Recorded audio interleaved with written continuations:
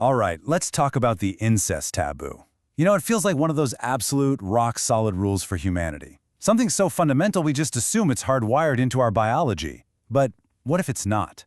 What if this universal ban has almost nothing to do with genes and everything to do with how we build societies from the ground up? So you got to ask the first, most basic question, right? Is this one thing, this one rule that every single human culture, everywhere throughout all of time, has actually agreed on? And the simple answer is, well, yeah, it is. Every society has a prohibition against it. But, and believe me, this is a huge but, that is where the simplicity just completely falls apart. Because the real puzzle isn't that we all have this rule, it's that nobody can seem to agree on what the rule actually is. Yeah, that's the real question. What actually counts as incest? I mean, in the West, we think we know. It's about sexual relations between parents and kids or brothers and sisters, basically the nuclear family. But it turns out that definition is anything but universal. So to really get our heads around this, we need to think about it in a new way. The real principle behind the incest taboo in every single culture is a ban on unions between people who are considered two alike. So what do we mean by two alike? This is not about sharing genes in the way a modern scientist would talk about it. No.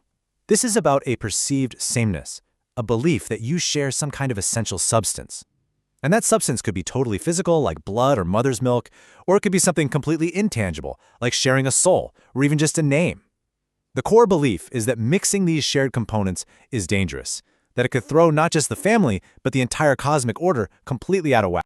And this brings us to the most crucial point of all. If the taboo is about not mixing shared substances, then to understand any culture's rules about incest, you first have to ask them a more basic question. How do you think a child is made in the first place? Their answer changes everything. So let's go there. Let's actually look at a few of the ways different societies have imagined how a person is created.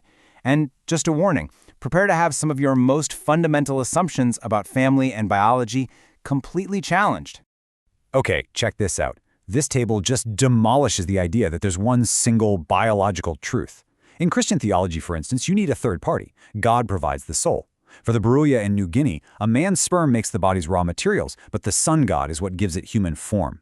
The woman is basically just an incubator. And then, get this, for the Trobriand Islanders, a child is made when an ancestor spirit enters a woman. The mother's husband? He's not considered the biological father at all. His sperm has nothing to do with it. Just let that sink in for a second.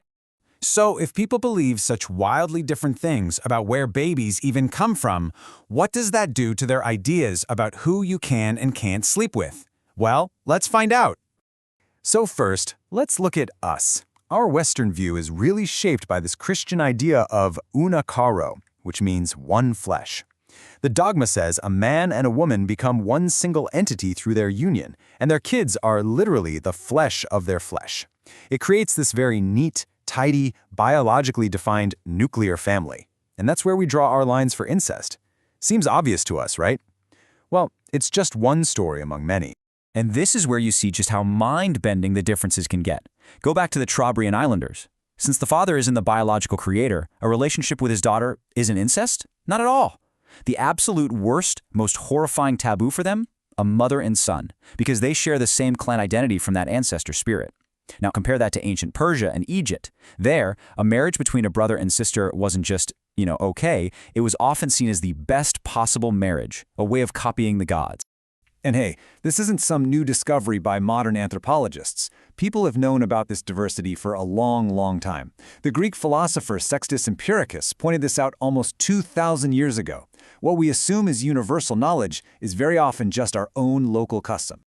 Okay, so if the incest taboo isn't really a biological rule, then what is it for? Why does every single society bother having one? Well, the answer is that the taboo is one of the most powerful social tools ever invented. And here is the absolute key. The taboo isn't just a don't, it's also a do.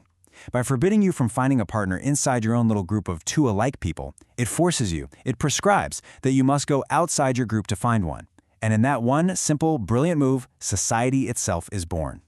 So how does this social engine actually work? Let's break it down. Step 1, prohibit. You can't marry someone from inside your group. Step 2, obligate. That means you have to look elsewhere. Step 3, create alliances. This is the magic part. Marriage stops being about just two people and becomes a bridge connecting two different families, creating powerful bonds. All of a sudden, you've got in-laws, people who have your back. And step 4, build society.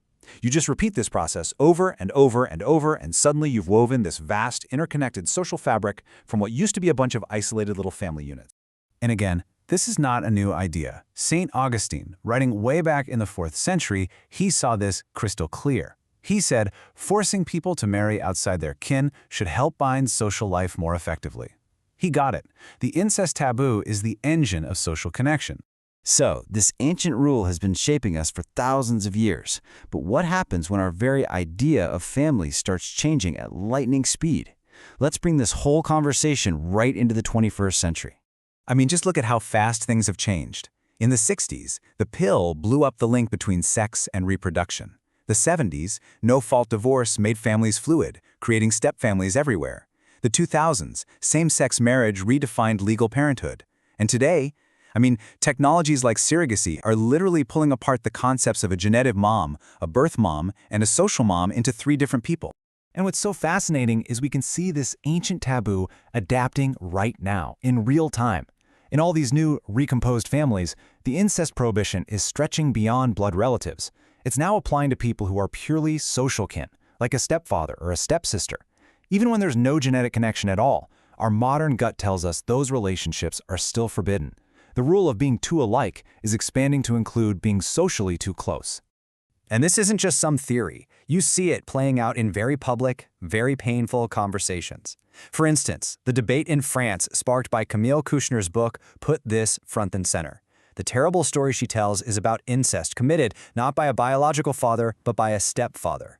It shows the society is grappling with this idea that it's the social role of father, not the blood tie, that makes the act incestuous. So, all of this leaves us with a really powerful question for the future. For thousands of years, this taboo has shaped our world by defining who is too alike to marry. Now, as our technologies and our cultures keep rewriting the very definition of family, gender, and parenthood, the big question isn't about biology anymore, it's about us. How are we as a society going to continue to draw and redraw that fundamental line?